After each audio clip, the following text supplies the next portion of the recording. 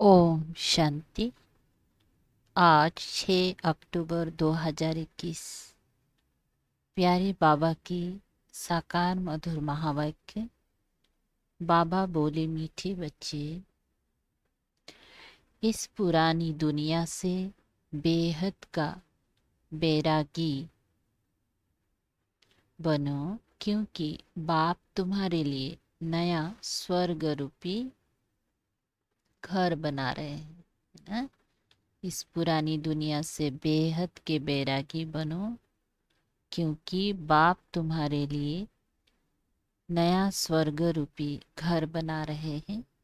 प्रश्न: इस अविनाशी रुद्र यज्ञ में किन किन बातों के कारण ही विघ्न पड़ते हैं?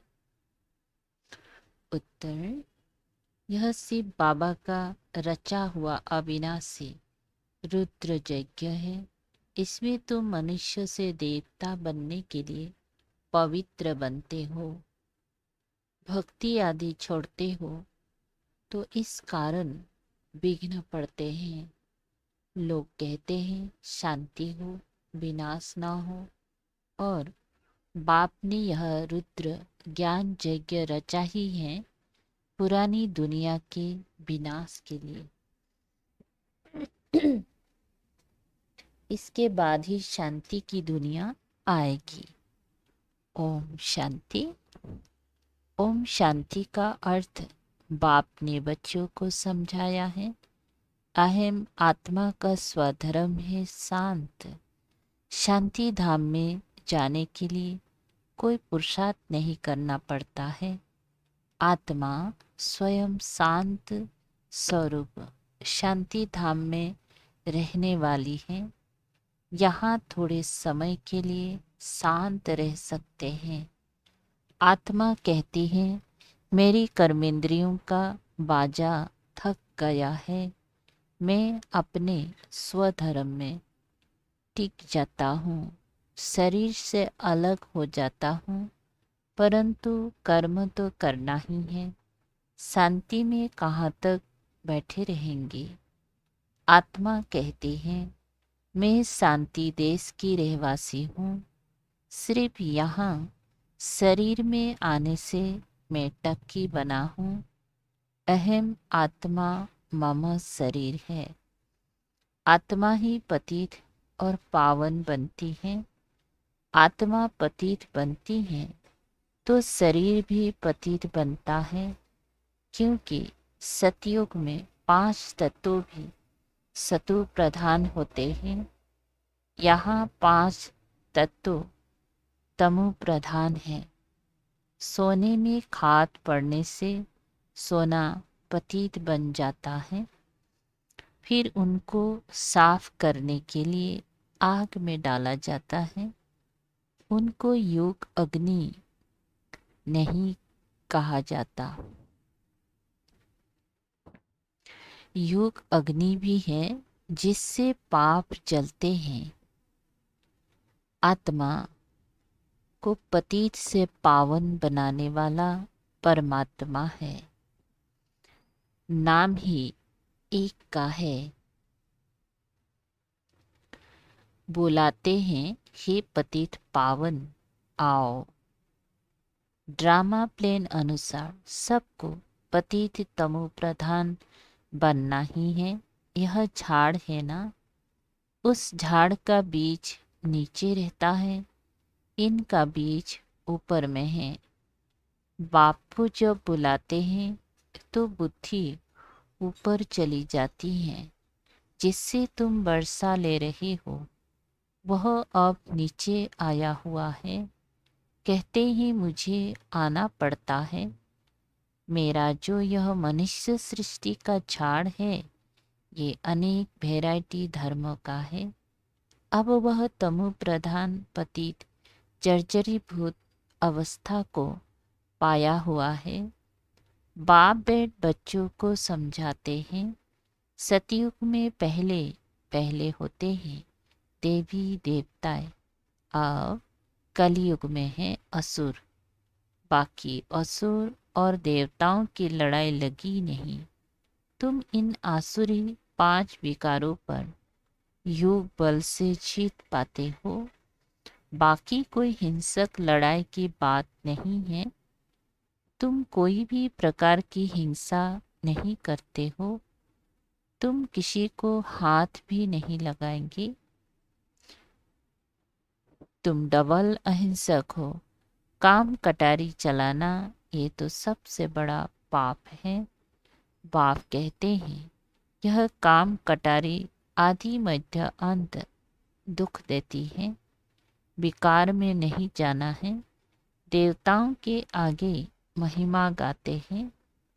आप सर्वगुण संपन्न संपूर्ण निर्विकारी आत्मा इन आर्गन्स द्वारा जानती हैं। कहते हैं कि हम पतित बन गए हैं तो जरूर कब पावन थे। जो कहते हैं हम पतित बने हैं बुलाते भी हैं हे पतित पावन आओ। जब पावन हैं तब कोई बुलाते ही नहीं। उनको स्वर्ग कहा जाता है। यहाँ तो साधु संत आदि कितनी धुन लगाते हैं। पतित पावन सीताराम जहाँ भी जाओ गाते रहते हैं। बाप समझाते हैं कि सारी दुनिया पतित है। रावण राज्य है ना। रावण को जलाते हैं परंतु उनका राज्य कब से शुरू हुआ किसी को पता नहीं है। ढेर की ढेर भक्ति मार्ग की सामग्री है। कोई क्या करते कोई क्या करते। सेना से भी कितने योग सिखाते हैं। वास्तव में योग किसको कहा जाता है ये कोई को पता नहीं है। यह भी किसी को दोष नहीं दे सकते। बोलते ये भी किसी का दोष नहीं है। यह ड्रामा बना बनाया है। जब तक मैं ना आऊं इन्हों को अपना पाठ बजाना है। ज्ञान और भक्ति। ज्ञान है दिन सतयुग त्रेता। भक्ति है रात द्वापर कलयुग। फिर है बैराग संगम युग में ना। पुरानी दुनिया से बैराग यह है बेहद का बैराग। उन्हों का है हद का बैराग। तुम जानते हो यह पुरानी दुनिया अब खत्म होने वाली है। नया घर बनाते हैं तो पुराने से बैराग हो जाता है। देखो बेहद का बाप कैसा है। तुमको स्वर्ग रूपी घर बनाकर देता है। स्वर्ग है नई दुनिया नर्क है पुरानी दुनिया। नई सो पुरानी सो फिर नई बनती है। नई दुनिया की आयु कितनी है यह किसी को पता नहीं है। अभी पुरानी दुनिया में रहे हम नई बनाते हैं। पुरानी कब्रिस्तान पर हम परिस्थान बनाएंगे। यही जमुना का कंठा होगा। इस पर महल बनेंगे। यही दिल्ली जमुना नदी पर होंगी। बाकी यह जो दिखाते हैं पांडवों के किले थे ये सब ड्रामा प्लेन अनुसार जरूर फिर भी बनेंगे। जैसे तुम यज्ञ तप दान आदि करते होंगे यह फिर भी करना होगा। पहले शिव की भक्ति करते हो फर्स्ट क्लास मंदिर बनाते हो उनको अव्यभिचारी भक्ति कहा जाता है। अब तुम ज्ञान मार्ग में हो। यह है अव्यभिचारी ज्ञान। एक ही शिव बाबा से तुम सुनते हो जिसकी पहले तुमने भक्ति की। उस समय कोई और धर्म होते नहीं। उस समय तुम बहुत सुखी रहते हो। देवता धर्म बहुत सुख देने वाला है। नाम लेने से मुख मीठा हो जाता है। तुम एक बाप से ही ज्ञान सुनते हो। बाप कहते हैं और कोई से तुम मत सुनो। यह है तुम्हारा अव्यभिचारी ज्ञान। बेहद का बाप के तुम बने हो। बाप से ही वर्षा मिलेगा नंबरवार पुरुषार्थ अनुसार। बाप थोड़े समय के लिए साकार में आया हुआ है। कहते ही मुझे तुम बच्चों को ही ज्ञान देना है। मेरा यह स्थायी शरीर नहीं है, मैं इसमें प्रवेश करता हूँ। शिव जयंती से फिर झट गीता जयंती हो जाती है, उनसे ज्ञान शुरू कर देते हैं। यह रूहानी विद्या सुप्रीम रूह दे रहे हैं। पानी की बात नहीं, पानी को थोड़े ही ज्ञान कहेंगे। पतित से पावन ज्ञान से बनेंगी, पानी से थोड़े ही पावन बनेंगी। नदियाँ तो सारी दुनिया में है ही, ये तो ज्ञान सागर बाप आते हैं, इसमें प्रवेश कर नॉलेज सुनाते हैं। यहाँ गौमुख पर जाते हैं, वास्तव में गौमुख तुम चैतन्य में हो। तुम्हारे मुख से ज्ञान अमृत निकलता है, गौ से तो दूध मिलता है। पानी की तो बात ही नहीं, ये सब कुछ बाप बैठ समझाते हैं, जो सबका सद्गति दाता है। अब सभी दुर्गति में पड़े हैं, आगे तुम नहीं जानते थे तो रावण को क्यों जलाते हैं, अब तुम जानते हो।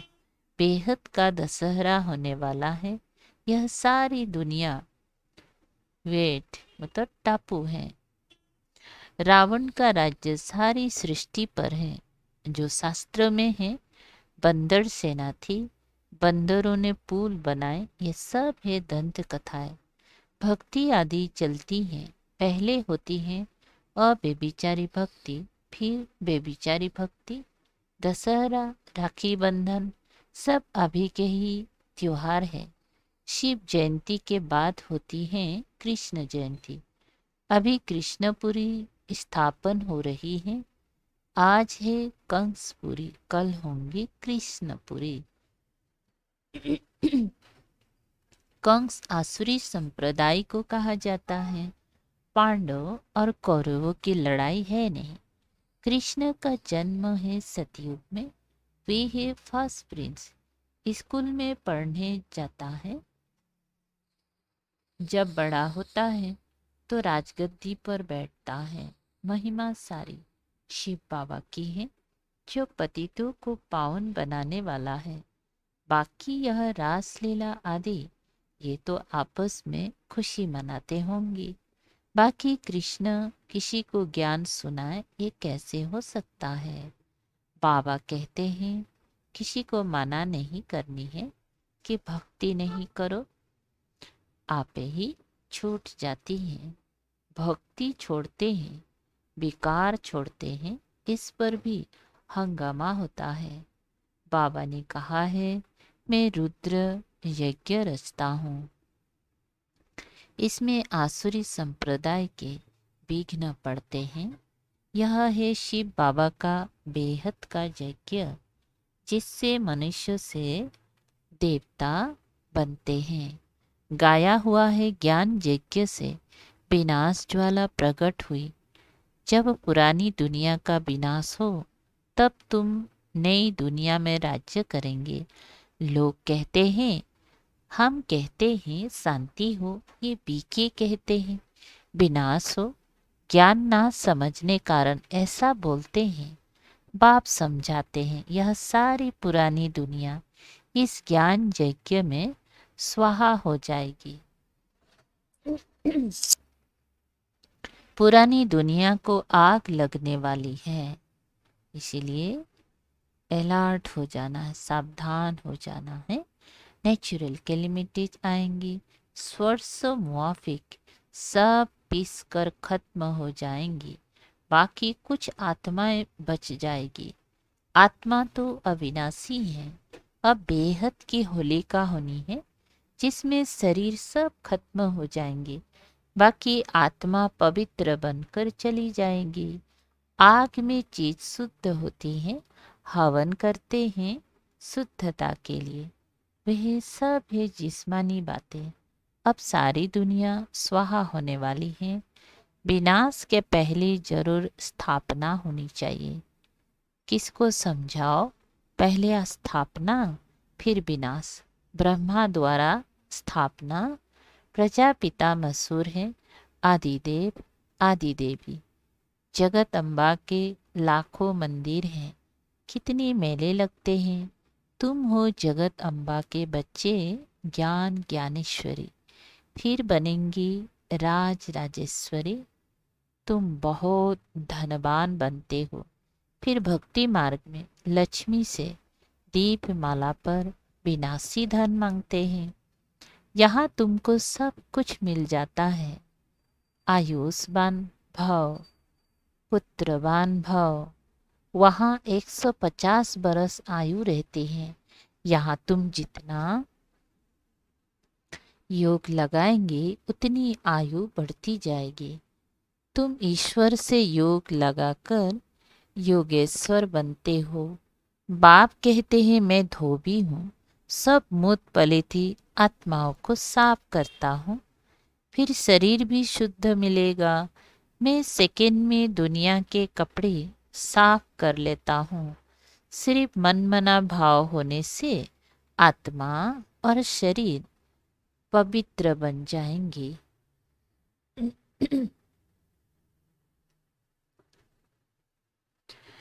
छू मंत्र हुआ ना, सेकंड में जीवन मुक्ति। कितना सहज उपाय है। चलते फिरते श्री बाप को याद करो, और कोई जरा भी तकलीफ नहीं देता हूँ। अब तुम्हारी एक सेकंड में चढ़ती कला होती है। बाप कहते हैं मैं तुम बच्चों का सर्वेंट बनकर आया हूँ। तुमने बुलाया है, हे पतित पावन, आकर हमको पावन बनाओ। तो सर्वेंट हुआ ना। जब तुम बहुत पतित बनते हो तो जोर से चिल्लाते हो, अब मैं आया हूँ। मैं कल्प कल्प आकर बच्चों को मंत्र देता हूँ कि मुझे याद करो। मनमना भाव का अर्थ भी यह है। फिर विष्णुपुरी का मालिक बनेंगी। तुम आए हो विष्णुपुरी का राज्य लेने। रावणपुरी के बाद है विष्णुपुरी, कंसपुरी के बाद कृष्णपुरी। कितना सहज समझाया जाता है। बाप कहते हैं इस पुरानी दुनिया से सिर्फ ममता मिटा दो। अब हमने 84 जन्म पूरे किए हैं। यह पुराना चोला छोड़ हम जाएंगे नई दुनिया में। याद से ही तुम्हारे पाप कट जाएंगे। इतनी हिम्मत करनी चाहिए। अच्छा, मीठे मीठे सिकलधे बच्चों प्रति माता पिता बाप दादा का याद प्यार और गुड मॉर्निंग। रूहानी बाप की रूहानी बच्चों को नमस्ते। हम रूहानी बच्चों की रूहानी बाप दादा को याद प्यार, गुड मॉर्निंग और नमस्ते। नमस्ते, शुक्रिया बाबा। अच्छा, सार है 1 नंबर। मुख से सदैव ज्ञान अमृत निकलना है। ज्ञान से ही सबकी सदगति करनी है। एक बाप से ही ज्ञान सुनना है, दूसरों से नहीं। 2, चढ़ती कला में जाने के लिए चलते फिरते बाप को याद करने का अभ्यास करना है। इस पुरानी दुनिया पुराने चोले से ममता मिटा देना है। अच्छा, वरदान है एक ही रास्ता और एक से रिश्ता रखने वाले संपूर्ण फरिश्ता भव विस्तार निराकार व साकार रूप से बुद्धि का संग व रिश्ता एक बाप से पक्का हो तो फरिश्ता बन जाएंगे। जिनके सर्व संबंध व सर्व रिश्ते एक के साथ है वही सदा फरिश्ते हैं। जैसे गवर्नमेंट रास्ते में बोर्ड लगा देती हैं कि यह रास्ता ब्लॉक है, ऐसे सब रास्ते ब्लॉक न बंद कर दो तो बुद्धि का भटकना छूट जाएगा। बाप दादा का यही फरमान है कि पहले सब रास्ते बंद करो। इससे सहज फरिश्ता बन जाएंगी। स्लोगन: सदा सेवा की उमंग उत्साह में रहना, यही माया से सेफ्टी का साधन है। अच्छा, मातेश्वरी जी के अनमोल महावाक्य। निरंतर ईश्वरीय याद की बैठक। आप जब परमात्मा की याद में बैठते हो तो बैठने का मतलब क्या है? हमें सिर्फ परमात्मा की याद में बैठना नहीं है, परंतु अपनी ईश्वरीय याद तो नित्य चलते फिरते हर समय करनी है। और याद भी उस वस्तु की रहती है जिसका परिचय हो। उसका नाम रूप क्या है? अगर हम कहें ईश्वर नाम रूप से न्यारा है, तो फिर किस रूप को याद करें? अगर कहें ईश्वर सर्वव्यापी है, तो उनकी व्यापकता तो सर्वत्र हो गई, तो फिर याद किसको करें? अगर याद शब्द है तो अवश्य याद का रूप भी होगा। याद का मतलब है एक याद करने वाला दूसरा। जिसको याद करते हो तो जरूर याद करने वाला उनसे भी भिन्न है। तो फिर ईश्वर सर्वव्यापी नहीं ठहरा। अगर कोई कहे हम आत्माएं परमात्मा की अंश है, तो क्या परमात्मा भी टुकड़ा टुकड़ा होता है? फिर तो परमात्मा विनाशी ठहरा, उनकी याद भी विनाशी हुई। अब इस बात को लोग नहीं जानते। परमात्मा भी अविनाशी है। हम उस अविनाशी परम पिता परमात्मा की संतान, आत्मा भी अविनाशी है। तो हम वंश ठहरे, ना कि अंश। अब यह चाहिए नॉलेज, जो परमात्मा स्वयं आकर हम बच्चों को देते हैं। परमात्मा के हम बच्चों के प्रति महावाक्य है, बच्चे मैं जो हूँ जैसा हूँ, उस रूप को याद करने से तुम मुझे अवश्य प्राप्त करोगे। अगर मैं दुख सुख से न्यारा पिता सर्वव्यापी होता, तो फिर खेल में सुख दुख नहीं होता। तो मैं सर्वव्यापी नहीं हूँ, मैं भी आत्मा सदृश्य आत्मा हूँ, लेकिन सर्व आत्माओं से मेरे गुण परम है।